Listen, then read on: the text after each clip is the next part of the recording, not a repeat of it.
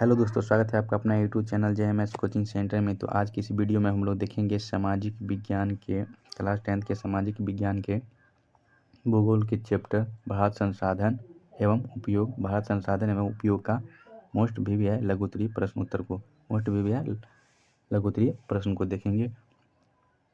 तो चलिए क्वेश्चन को शुरू करते हैं। टाइम वेस्ट नहीं करेंगे क्योंकि परीक्षा काफ़ी ज़्यादा नज़दीक है। तो चलिए देखते हैं क्वेश्चन को। क्वेश्चन नंबर 1 क्या कहता है? क्वेश्चन नंबर 1 कहता है खनिजों के संरक्षण एवं पदबंध से आप क्या समझते हैं? खनिजों के संरक्षण एवं पदबंध से आप क्या समझते हैं? तो चलिए उत्तर को देख लेते हैं। उत्तर क्या कहता है? संसाधन का विवेकपूर्ण उपयोग ही संरक्षण कहलाता है। संसाधन का विवेकपूर्ण उपयोग ही क्या कहलाता है? तो संरक्षण कहलाता है। क्योंकि क्योंकि क्योंकि किसी भी संसाधन को बनाने में लाखों वर्ष का समय लगता है। आप लोग जानते ही होंगे कि किसी भी संसाधन को बनाने में कितना वर्ष का समय लगता है? तो लाखों वर्ष का समय लगता है। इसके विपरीत संसाधन प्रबंधन एक जटिल प्रक्रिया है। इसके विपरीत भी संसाधन जो है एक जटिल प्रक्रिया है। इसे उत्पादन से लेकर उपयोग तक शामिल किया जाता है। संसाधन को हर जगह उपयोग होता है, तो यही बताया गया है। इतना अगर लिख देंगे तो आपको फुल मार्क दिया जाएगा। चलिए नेक्स्ट क्वेश्चन देख लेते हैं। क्वेश्चन नंबर 2 क्या कहता है? खनिजों के आर्थिक महत्व का वर्णन करें। खनिजों को जो आर्थिक महत्व है उसको बोल रहा है वर्णन करने के लिए। खनिजों का आर्थिक महत्व को वर्णन कीजिए। तो देखिए खनिजों का जो आर्थिक महत्व है उसको वर्णन करने के लिए बोला जा रहा है। तो उत्तर में देखिए खनिज एक प्राकृतिक रूप से विद्यमान समरूप तत्व है। क्या है? खनिज एक प्राकृतिक रूप से विद्यमान समरूप तत्व है जिसका निश्चित आंतरिक संरचना है। जिसका क्या है? तो निश्चित आंतरिक संरचना है। हमारे जीवन में खनिज का विशेष आर्थिक महत्व औद्योगिक उत्पादन के लिए खनिज एक आधारभूत ज़रूरत होते हैं। क्या होते हैं? तो आधारभूत ज़रूरत होते हैं। इसका अभाव में न तो किसी उद्योग एवं न किसी राष्ट्र का विकास की कल्पना की जा सकती है। अगर खनिज नहीं हो तो इसके अभाव में, अगर खनिज का अभाव हो जाएगा तो क्या कोई काम भी नहीं होगा। तो यही बता रहा है कि अगर इसका अभाव हो जाएगा तो नहीं राष्ट्रीय के विकास होगा और नहीं कोई उद्योग चल पाएगा। चलिए देखते हैं नेक्स्ट क्वेश्चन। क्वेश्चन नंबर 3 क्या कहता है? आधात्विक खनिज किसे कहते हैं? उदाहरण देकर समझाएं। आधात्विक खनिज किसे कहते हैं? उदाहरण देकर समझाएं। वैसा खनिज जिसमें धातु अंश का अभाव होता है। वैसा खनिज जिसमें धातु अंश का क्या होता है? अभाव होता है। क्या कहलाता है? तो आधात्विक खनिज कहलाता है।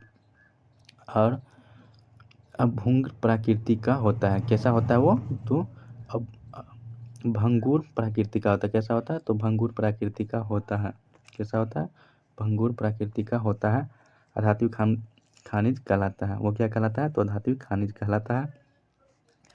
इन पर चोट मारने पर ये टूट जाता है। धातु खनिज जो होता है इस पर जो अगर चोट मारिएगा तो टूट जाता है। धातु खनिज जो होता है वो पतला के, आप जानती हो कि धातु को पीट कर पतला किया जाता है। धातु खनिज को चोट मारिएगा तो टूटेगा नहीं, बल्कि वो आगे की तरफ लचेगा। तो आधात्विक खनिज पर अगर चोट मारिएगा तो क्या हो जाएगा? टूट जाएगा। इसका उदाहरण देख लीजिए। जैसे में क्या हो गया? डोलामाइट, हीरा, अबड़क, चूना पत्थर इत्यादि सभी जो है इसके उदाहरण है। क्या है? इसके उदाहरण है। ये सभी क्या है? इसके उदाहरण है। इनमें से लाइमस्टोन का सर्वाधिक औद्योगिक महत्व है। किसका सर्वाधिक औद्योगिक महत्व है अगर पूछे तो क्या बताएगा? लाइमस्टोन। ये काफ़ी ज़्यादा इंपॉर्टेंट है दोस्तों। तो लाइमस्टोन का औद्योगिक महत्व है। यह ऑब्जेक्टिव में बहुत ज़्यादा बार पूछा जाता है। चलिए नेक्स्ट क्वेश्चन देख लेते हैं। क्वेश्चन नंबर 4 कहता है धात्विक खनिज के दो प्रमुख पहचान क्या है? धात्विक खनिज के दो प्रमुख पहचान क्या है ये बताने के लिए बता रहे हैं दोस्तों। तो क्या है? धात्विक खनिज के दो प्रमुख पहचान निम्नलिखित है। क्या लिखेंगे? पहले देखेंगे कि धात्विक खनिज के दो पहचान निम्नलिखित है। एक ऑप्शन नंबर 1 में देंगे इनको गलाने पर धातु की प्राप्ति होती है। माने धात्विक खनिज को गलाने पर धातु की प्राप्ति होती है। इसे पीटकर पतला तार बनाया जा सकता है। धात्विक खनिज को धातु को पीट कर पतला बनाया जा सकता है। इसलिए बोलता है कि धात्विक खनिज को इसे पीट कर पतला बनाया जा सकता है। और इसे कराने पर धातु की प्राप्ति होती है। चलिए नेक्स्ट क्वेश्चन देख लेते हैं। ये जो क्वेश्चन करवा रहे हैं ना दोस्तों, ये सब जितना भी क्वेश्चन करवा रहे हैं ये काफ़ी ज़्यादा VVI क्वेश्चन है और इम्पोर्टेंट क्वेश्चन है इस बार के लिए, तो इसे याद जरूर कर लीजिएगा। चलिए नेक्स्ट क्वेश्चन देख लेते हैं। क्वेश्चन नंबर 5 कहता है कि खनिज की विशेषताओं को उल्लेख कीजिए। खनिज की विशेषताओं की क्या कीजिए, उल्लेख कीजिए। तो खनिज की विशेषताओं को उल्लेख कीजिए। तो देखिए उत्तर में देख लेते हैं। खनिज सभ्यता संस्कृति के आधार स्तंभ है। क्या है? खनिज सभ्यता संस्कृति के आधार आधार स्तंभ है। इनका बगैर उद्योग की विकास नहीं किया जा सकता है। माने इनके बगैर, संसाधन के बगैर उद्योग का विकास नहीं किया जा सकता है। चट्टान का निर्माण में इनका भूमिका होती है। चट्टान के जो निर्माण होते हैं उनमें इनका क्या होती है, तो भूमिका होती है। इनका भूमिका होती है। 2000 से भी अधिक खनिज का पहचान हो चुका है। अगर ऑब्जेक्टिव में पूछे कि कितना खनिज का पहचान हो चुका है अभी तक, तो 2000 से अधिक खनिज का पहचान अभी तक हो चुका है। इनमें से 30 खनिज का आर्थिक दृष्टि से विशेष महत्व है। अगर पूछे कितना खनिज का आर्थिक दृष्टि से विशेष महत्व है, तो 30 खनिज का। कितने खनिज का दोस्तों? तो 30 खनिज का आर्थिक दृष्टि से विशेष महत्व है। धातु उपलब्धता के आधार पर खनिज 2 प्रकार के होते हैं। अगर पूछे कि धातु और उपलब्धता के आधार पर खनिज कितने प्रकार के होते हैं, तो धातु और उपलब्धता के आधार पर खनिज कितने प्रकार के होते हैं दोस्तों? तो आप जानते ही हैं कि धातु और उपलब्धता के आधार पर खनिज जो है कितने प्रकार के होता है, तो खनिज वो 2 प्रकार के होते हैं। खनिज है वो 2 प्रकार के होते हैं। तो धातु और उपलब्धता के आधार पर खनिज कितने प्रकार के होते हैं, तो 2 प्रकार के होते हैं। ये जितने भी क्वेश्चन करवाए हैं काफ़ी ज़्यादा VVI क्वेश्चन है, तो इसे याद कर लीजिएगा।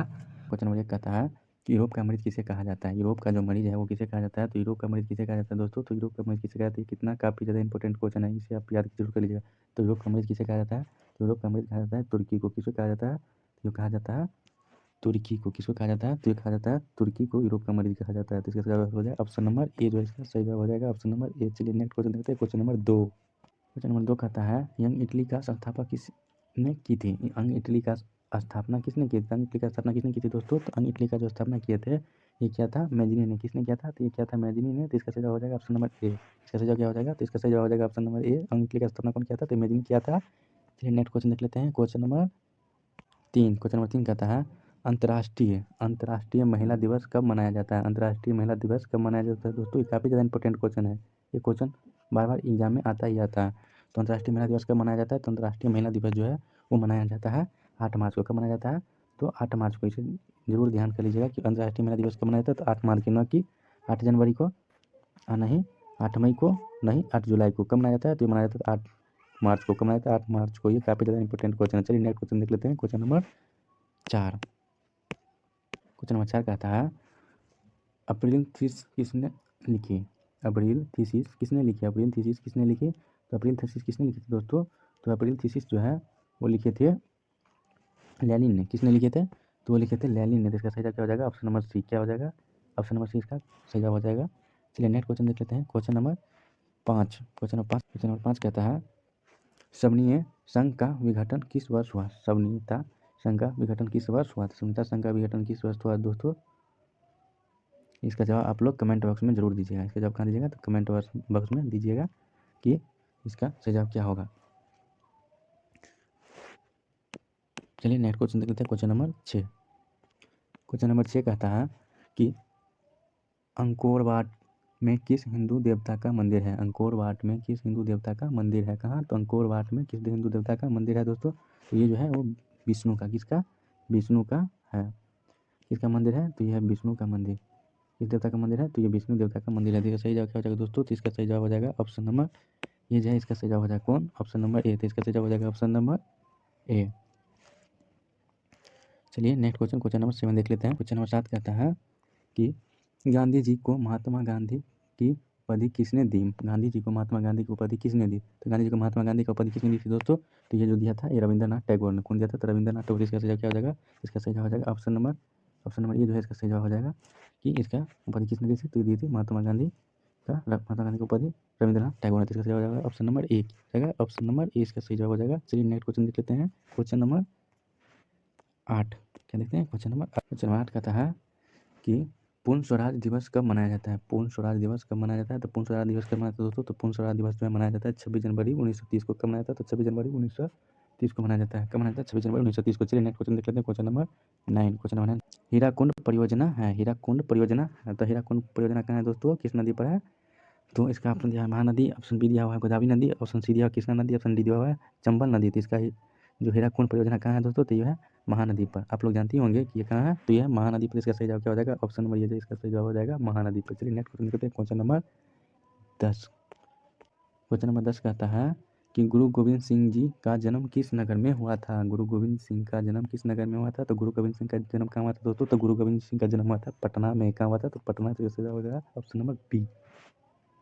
चलिए नेक्स्ट क्वेश्चन, क्वेश्चन नंबर 11 देख लेते हैं। क्वेश्चन नंबर 11 कहता है ईस्ट इंडिया कंपनी भारत से अफीम का निर्यात किस देश को करती थी? ईस्ट इंडिया कंपनी जो है भारत से भारत से अफीम का निर्यात किस देश से करती थी? तो ये जो करती थी दोस्तों, ये करती थी चीन से। किससे करती थी? तो ये चीन से करती थी। इसका सही जवाब हो जाएगा ऑप्शन नंबर बी। किससे करती थी? तो चीन से। चलिए नेक्स्ट क्वेश्चन देख लेते हैं, क्वेश्चन नंबर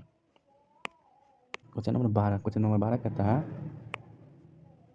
क्वेश्चन नंबर 12 कहता है रूसो किस देश का दार्शनिक था? रूसो किस देश का दार्शनिक था? तो रूसो किस देश का दार्शनिक था दोस्तों? तो रूसो जो था वो किस देश का दार्शनिक था? ये था फ्रांस का दार्शनिक। कहाँ का था? फ्रांस का। इसका सही जवाब हो जाएगा ऑप्शन नंबर ए। क्या हो जाएगा? ऑप्शन नंबर ए। तो रूसो कहाँ का दार्शनिक था? तो ये था फ्रांस का दार्शनिक। ये काफ़ी ज़्यादा इंपॉर्टेंट क्वेश्चन है, BBI क्वेश्चन है। नहीं अमेरिका होगा, नहीं होगा रूस, नहीं इंग्लैंड। कहाँ का था? तो ये था फ्रांस का। कहाँ का? फ्रांस का था।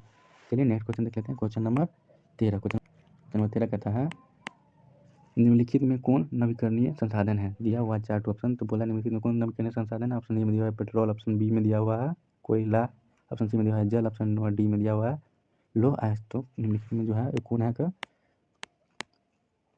नवीकरणीय साधन? तो ये जो है दोस्तों ऑप्शन नंबर डी, लोहा जो है लोह अयस्क, ये नवीकरणीय संसाधन है। क्या है? नवीकरणीय संसाधन। इसका सही जवाब हो जाएगा ऑप्शन नंबर डी। क्या हो जाएगा?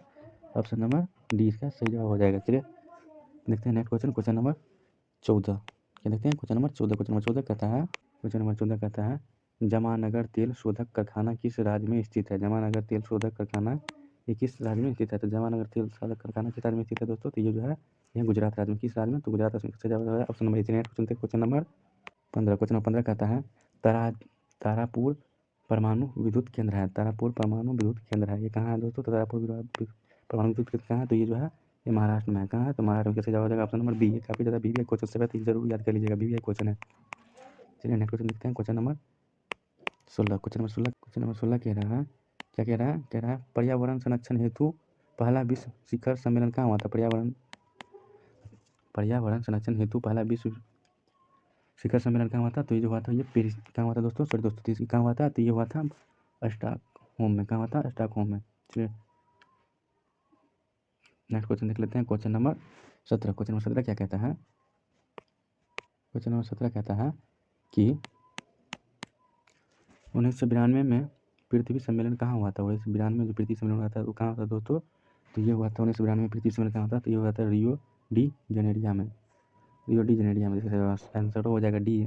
चलिए नेक्स्ट क्वेश्चन देखते हैं, क्वेश्चन नंबर 18। क्वेश्चन नंबर 18 कह रहा है कि भारत में कोयले का सर्वप्रमुख उत्पादक राज्य है। भारत में कोयले का सर्वप्रमुख उत्पादक राज्य कौन है दोस्तों? तो ये जो है भारत में कोयला का सर्वप्रमुख उत्पादक राज्य ये झारखंड है। कौन है? तो झारखंड है। इसका सही जवाब क्या हो जाएगा दोस्तों? इसका सही जवाब हो जाएगा ऑप्शन नंबर बी। क्या हो जाएगा? ऑप्शन नंबर बी इसका सही जवाब हो जाएगा। भारत में कोयले का सर्वप्रथम उत्पादक राज्य कौन है? तो यह है झारखंड। इसका सही जवाब हो जाएगा ऑप्शन नंबर बी। ये काफ़ी ज़्यादा BBI क्वेश्चन है दोस्तों, तो इसे याद कर लीजिएगा। चलिए नेक्स्ट क्वेश्चन देखते हैं, क्वेश्चन नंबर 19। क्वेश्चन 19 कहता है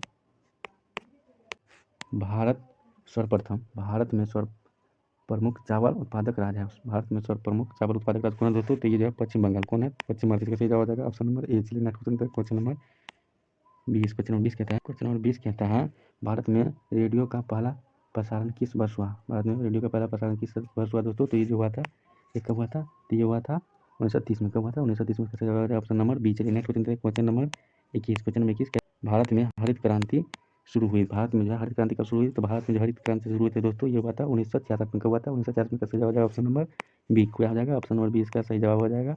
ये क्वेश्चन काफ़ी ज़्यादा इंपॉर्टेंट है, तो इसे याद के लिए। चलिए नेक्स्ट क्वेश्चन देख लेते हैं, क्वेश्चन नंबर 22। क्वेश्चन नंबर 22 सूती कपड़ा उद्योग का कच्चा माल है। सूती कपड़ा उद्योग का कच्चा माल क्या है दोस्तों? तो सूती कपड़ा उद्योग का जो कच्चा माल है वो क्या है? तो सूती कपड़ा कच्चा उद्योग का माल क्या है? तो यह है कपास। क्या है?